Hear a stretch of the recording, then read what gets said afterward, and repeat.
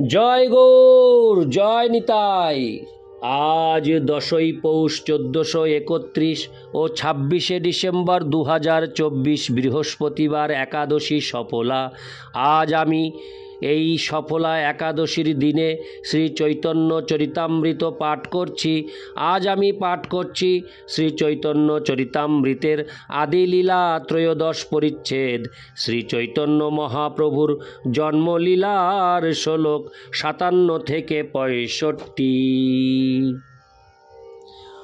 অডিওর শুরুতে আমার সকল ভক্তিমতী মা ও ভক্তবৃন্দের শ্রীচরণে নিবেদন করে বলছি যে আমার এই অমৃত গ্রন্থ চ্যানেলের শুরুতে গীতা পাঠ আপলোড আছে। আপনারা অমৃত গ্রন্থ চ্যানেলের প্রথমে গিয়ে গীতা পাঠ শ্রবণ করবেন। আর আরেকটি নিবেদন আপনাদের শ্রীচরণে, আপনারা যারা আমার এই শ্রী চৈতন্য চরিতামৃত পাঠ শ্রবণ করছেন তারা কৃপাপূর্বক একটি কমেন্টস করবেন। প্রতিটি কাজের পেছনে একটি আনন্দ লুকিয়ে থাকে। আপনারা কমেন্টস করলে আমি সেই অমৃত আনন্দ লাভ করি। তাই যারা এই পাঠ কৃপাপূর্বক শ্রবণ করছেন তারা অবশ্যই কৃপাপূর্বক একটি কমেন্টস করে আমাকে উৎসাহিত করবেন। আর পরিশেষে অমৃত গ্রন্থ চ্যানেলটিকে সাবস্ক্রাইব করে আমার পাশে থেকে আমাকে আশীর্বাদ ও উৎসাহ প্রদান করবেন। ওম নমো ভগবতে বাসুদেবায়। ওম নমো ভগবতে বাসুদেবায়। ওম নমো ভগবতে বাসুদেবায়। শ্লোক 57 থেকে 58। সপ্তমিশ্র তার পুত্র সপ্ত ঋষীশ্বর, কংসারী পরমানন্দ পদ্মনাভ সর্বেশ্বর, জগন্নাথ জনার্দন ত্রৈলোক্যনাথ, নদিয়াতে গঙ্গাবাস কইল জগন্নাথ। শ্লোকার্থ: উপেন্দ্র মিশ্রের 7টি পুত্র ছিল, ঋষিতুল্য ও অত্যন্ত প্রভাবশালী, এবং তারা হচ্ছেন কংসারী, পরমানন্দ, পদ্মনাভ, সর্বেশ্বর, জগন্নাথ, জনার্দন, ত্রৈলোক্যনাথ। পঞ্চম পুত্র জগন্নাথ নদিয়ায় গঙ্গার তীরে বাস করতে মনস্থ করেন। ইতি শ্লোক 57 থেকে 58। শ্লোক 59। জগন্নাথ মিশ্রবর পদবী পুরন্দর, নন্দ বসুদেব রূপ সদ্গুণ সাগর। শ্লোকার্থ: জগন্নাথ মিশ্রের পুরন্দর উপাধি ছিল। নন্দ মহারাজ এবং বসুদেবের মতো তিনিও সমস্ত সদ্গুণের আকর ছিলেন। ইতি শ্লোক 59। শ্লোক 60। তার পত্নী শচী নাম পতিব্রতা সতী, যার পিতা নীলাম্বর নাম চক্রবর্তী। শ্লোকার্থ: তার পত্নী শ্রীমতী শচী দেবী পতিব্রতা সতী ছিলেন। শচী দেবীর পিতার নাম ছিল নীলাম্বর এবং তার পদবী চক্রবর্তী। তাৎপর্য: শ্রীল ভক্তি সিদ্ধান্ত সরস্বতী ঠাকুর তার অনুভাষ্যে বর্ণনা করেছেন। গৌর গণোদ্দেশ ও দীপিকায় 104 উল্লেখ করা হয়েছে যে পূর্বলীলায় নীলাম্বর চক্রবর্তী ছিলেন গর্গমুনি। হরে কৃষ্ণ।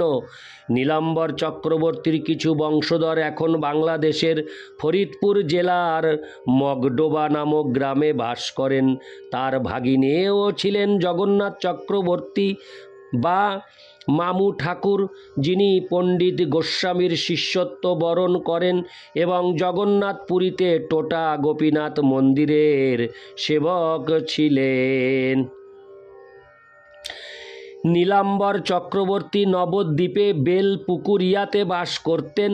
প্রেমবিলাস গ্রন্থে সেই কথা উল্লেখ করা হয়েছে। যেহেতু তিনি চাঁদ কাজীর বাড়ির কাছে থাকতেন, তাই চাঁদ কাজীকে গ্রাম সম্বন্ধে শ্রী চৈতন্য মহাপ্রভুর মাতুল বলা হয়। কাজী নীলাম্বর চক্রবর্তীকে কাকা বলে ডাকতেন। বামনপুকুরে চাঁদ কাজীর সমাধি এখনও রয়েছে এবং তা থেকে বোঝা যায় যে সেখানে কাজীর বাসগৃহ ছিল। পূর্বে সেই স্থানটি বেলপুকুরিয়া নামে পরিচিত ছিল এবং এখন থেকে তাকে হরে কৃষ্ণ এবং এখন তাকে বামনপুকুর বলা হয়। প্রত্নতাত্ত্বিক প্রমাণের মাধ্যমে তা নিরূপিত হয়েছে। ইতি শ্লোক 60। শ্লোক 61। রাঢ় দেশে জন্মিলা ঠাকুর নিত্যানন্দ, গঙ্গাদাস পণ্ডিত গুপ্ত মুরারি মুকুন্দ। শ্লোকার্থ। রাঢ় দেশে অর্থাৎ বাংলার যে অংশে গঙ্গা প্রবাহিত হয় না, সেখানে নিত্যানন্দ প্রভু, গদাধর দাস পণ্ডিত, মুরারি গুপ্ত ও মুকুন্দ জন্মগ্রহণ করেছিলেন। তাৎপর্য: এখানে রাঢ় দেশ বলতে বীরভূম জেলার একচক্রা গ্রামকে নির্দেশ করা হয়েছে। বর্ধমান রেল স্টেশনের পর আর একটি শাখা লাইন রয়েছে যাকে বলা হয় পূর্ব রেলের লুপ লাইন, এবং সেই লাইনে মল্লারপুর বলে একটি স্টেশন রয়েছে। এই রেল স্টেশনের 8 মাইল পূর্বে একচক্রা গ্রাম অবস্থিত। এই গ্রাম উত্তর ও দক্ষিণে প্রায় 8 মাইল দীর্ঘ।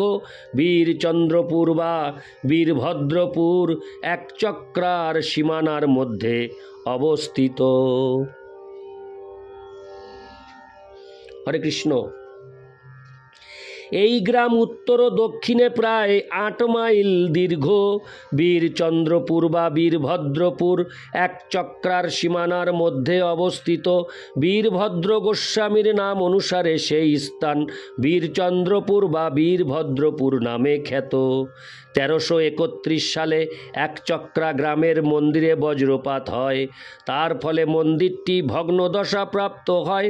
তার পূর্বে কখনো শ্রী মন্দিরের উপর এই রকম দৈব দুর্বিপাক হয়নি। মন্দিরে নিত্যানন্দ প্রভুর প্রতিষ্ঠিত শ্রী বিগ্রহের হরে কৃষ্ণ প্রতিষ্ঠিত শ্রীকৃষ্ণের শ্রী বিগ্রহ রয়েছেন। সেই বিগ্রহের নাম বঙ্কিম রায় বা বাঁকা রায়।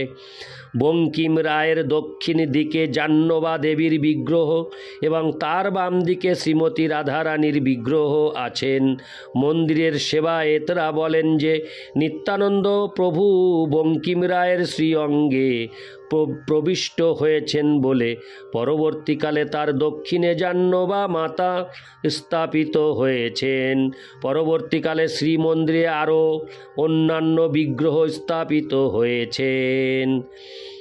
শ্রীমন্দিরের অন্য একটি সিংহাসনে মুরলীধর ও রাধা মাধব শ্রী বিগ্রহ বিরাজিত। অন্য আর একটি সিংহাসনে মনমোহন বৃন্দাবন চন্দ্র ও গৌরনীতাই বিগ্রহ রয়েছেন। হরে কৃষ্ণ। তবে বঙ্কিম রায়ের বিগ্রহ নিত্যানন্দ প্রভু স্বয়ং প্রতিষ্ঠা করেন। প্রবাদ আছে যে মন্দিরের পূর্ব দিকে কদম্বখণ্ডির ঘাটে যমুনার জলে শ্রী বঙ্কিম রায়ের বিগ্রহ ভাসছিলেন এবং শ্রী নিত্যানন্দ প্রভু সেই বিগ্রহকে জল থেকে উঠিয়ে মন্দিরে প্রতিষ্ঠা করেন। তারপর বীরচন্দ্রপুর থেকে প্রায় 1/2 মাইল পশ্চিমে ভড্ডাপুর নামক স্থানে একটি নিম গাছের তলায় শ্রীমতী রাধারানী প্রকাশিতা হন। সেই জন্য অনেকে বঙ্কিম রায়ের রাধারানীকে ভড্ডাপুরের ঠাকুরানী নামে অভিহিত করতেন। শ্রীমন্দিরের অন্য এক সিংহাসনে বাঁকা রায়ের দক্ষিণ দিকে যোগমায়ার বিগ্রহ অবস্থিত। শ্রীমন্দির ও জগমোহন উচ্চ পাকা ভিটার উপরে অবস্থিত এবং সম্মুখেই নাতি বৃহৎ নাট মন্দির। শোনা যায় যে শ্রী বাঁকা রায়ের মন্দিরের উত্তর দিকে ভাণ্ডীশ্বর শিব ছিলেন এবং শ্রী নিত্যানন্দ প্রভুর পিতা হারাই পণ্ডিত সেই বৈষ্ণবরাজ শিবের আরাধনা করতেন। এখন সেই শিবলিঙ্গ অন্তর্হিত হয়েছেন এবং সেই স্থানে শ্রী জগন্নাথ বিগ্রহ প্রতিষ্ঠিত আছেন। শ্রীমন্নিত্যানন্দ প্রভু কোনো মন্দির নির্মাণ করেননি। মন্দির নির্মিত হয় বীরভদ্র প্রভুর সময়ে। 1298 বঙ্গাব্দে মন্দির ভগ্ন হলে শিবানন্দ স্বামী নামক জনৈক ব্রহ্মচারী সেই মন্দির সংস্কার করেন। সেখানে প্রতিদিন শ্রী বিগ্রহের ভোগের জন্য 17 সের চাল এবং উপযুক্ত তরিতরকারির বন্দোবস্ত আছে। বর্তমান সেবায়েতরা নিত্যানন্দ প্রভুর অনুগামী শ্রী গোপীজন বল্লভানন্দের শাখা বংশ। সেবার জন্য গোস্বামীদের নামে জমিদারির বন্দোবস্ত আছে এবং তা থেকেই সেবা চলে। গোস্বামীদের 3 শরিক পালাক্রমে বিগ্রহ সেবা করে থাকেন। মন্দির থেকে কিছু দূরে বিশ্রামতলা নামক স্থান রয়েছে। কথিত আছে যে এই স্থানে শ্রী নিত্যানন্দ প্রভু বাল্যকালে তার সখাদের সঙ্গে নানাবিধ ব্রজলীলা ও রাসলীলার অভিনয় করতেন। মন্দিরের কাছেই রয়েছে আমলিতলা নামক স্থান। সেখানে একটি বিশাল তেঁতুল গাছ রয়েছে বলে ওই স্থানটির এই নামকরণ করা হয়েছে। নেড়াদি সম্প্রদায় এই স্থানের সম্বন্ধে নানাবিধ গল্পের সৃষ্টি করেছে। তারা বলে যে বীরভদ্র প্রভু 1200 নেড়ার সাহায্যে শ্বেতগঙ্গা নামক একটি দিঘি খনন করেছিলেন। কিছু দূরে গোস্বামীদের সমাধি স্তম্ভ আছে এবং সেখানে মৌরেশ্বর নামক একটি ছোট্ট নদী প্রবাহিতা হয়েছে যাকে যমুনা বলা হয়। সেই ছোট্ট নদীটি থেকে প্রায় আধ মাইল দূরে শ্রী নিত্যানন্দ প্রভুর সুতিকা মন্দির অবস্থিত। সুতিকা মন্দিরের সম্মুখে প্রাচীন নাট মন্দির অবস্থিত ছিল, কিন্তু পরবর্তীকালে তা ভগ্ন স্তূপে পরিণত হয়। এখন তা বিস্তৃত বটবৃক্ষের দ্বারা আচ্ছাদিত হয়ে রয়েছে। পরবর্তীকালে সেই প্রাঙ্গণে একটি মন্দির নির্মিত হয়েছে এবং তার মধ্যে শ্রী গৌর নিত্যানন্দ বিগ্রহ বিরাজ করছেন। মন্দিরটি নির্মাণ করেন স্বর্গীয় প্রসন্ন কুমার কারফর্মা। 1323 বঙ্গাব্দের বৈশাখ মাসে তার স্মৃতি রক্ষার্থে একটি প্রস্তর ফলক বসানো হয়। নিত্যানন্দ প্রভু যেখানে আবির্ভূত হন সেই স্থানকে গর্ভবাস নামে অভিহিত করা হয়। সেখানকার মন্দিরের সেবার জন্য 43টি বিঘা 43 বিঘা জমির বন্দোবস্ত আছে। তার মধ্যে 20 বিঘা জমি নিষ্কর, তা দিনাজপুরের মহারাজা দান করেছিলেন। কথিত আছে যে গর্ভাবাসের কাছে হাড়াই পণ্ডিতের টোলগৃহ ছিল। ওই স্থানের সেবায়েতদের নাম শ্রী রাঘবচন্দ্র, জগদানন্দ দাস, কৃষ্ণ দাস, নিত্যানন্দ দাস, রাম দাস, ব্রজমোহন দাস, কানাই দাস, গৌর দাস, শিবানন্দ দাস, হরিদাস। কৃষ্ণদাস বৃন্দাবনের চিড়িয়াকুঞ্জে ছিলেন। তার তিরোভাব তিথি কৃষ্ণ জন্মাষ্টমী। চিড়িয়াকুঞ্জ এখন বৃন্দাবনের শৃঙ্গার ঘাটের গোস্বামীরা তত্ত্বাবধান করেন। খুব সম্ভবত কৃষ্ণদাসের সঙ্গে তাদের সম্পর্কের জন্য তারাও শ্রী নিত্যানন্দ বংশ বলে পরিচিত। গর্ভবাস মন্দিরের নিকটে রয়েছে বকুলতলা নামক স্থান, যেখানে নিত্যানন্দ প্রভু তার সখাদের সঙ্গে ঝাল ঝপেটা নামক খেলা করতেন। সেই বকুল গাছটি অত্যন্ত অদ্ভুত, কেননা সেই বৃক্ষের শাখা প্রশাখাগুলি ঠিক সাপের মুখের মতো ফণা বিশিষ্ট। বোধহয় নিত্যানন্দের ইচ্ছাতেই অনন্তদেব এভাবেই নিজে প্রকাশিত হয়েছেন। সেই বৃক্ষটিও খুব প্রাচীন। শোনা যায় পূর্বে সেই বৃক্ষটির 2টি ডাল পৃথক ছিল, কিন্তু খেলার সময় সখাদের এক ডাল থেকে অন্য ডালে গমনাগমন করতে কষ্ট হয় দেখে শ্রী নিত্যানন্দ প্রভু শাখা দুটিকে একত্র করে দিয়েছিলেন। নিকটেই রয়েছে হাটুগাড়া নামক আরেকটি স্থান। কথিত আছে যে শ্রী নিত্যানন্দ প্রভু সমস্ত তীর্থস্থানকে ওই স্থানে এনে উপস্থিত করেছিলেন। তাই সেই অঞ্চলের অধিবাসীরা গঙ্গা আদি তীর্থে না গিয়ে ওই তীর্থেই স্নান করে থাকেন। শ্রী নিত্যানন্দ প্রভু ওই স্থানে দধিচিড়া মহোৎসব করেছিলেন। কথিত আছে যে তিনি এই স্থানে হাঁটু গেড়ে বসে দধিচিড়া ভোজন করেছিলেন বলে এই স্থানটির নাম হয় হাঁটুগাড়া। সেখানে একটি পবিত্র কুণ্ডে 12 মাস জল থাকে। কার্তিক মাসে গোষ্ঠাষ্টমীর সময় এই স্থানে একটি বিরাট মেলা হয় এবং শ্রী নিত্যানন্দ প্রভুর জন্ম উৎসবের সময়ও বীরচন্দ্রপুরে একটি বিরাট মেলা হয়। গৌর গণোদ্দেশ ও দীপিকায় 58 থেকে 63 বর্ণনা করা হয়েছে যে হলাউদ বলদেব বিশ্বরূপ ও সংকর্ষণ নিত্যানন্দ অবধূত রূপে আবির্ভূত হন।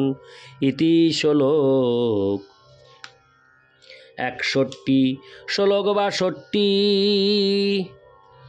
অসংখ্য ভক্তের করাইলা অবতার, শেষে অবতীর্ণ হইলা ব্রজেন্দ্র কুমার।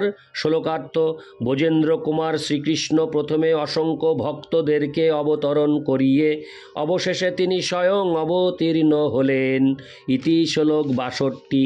শ্লোক 63।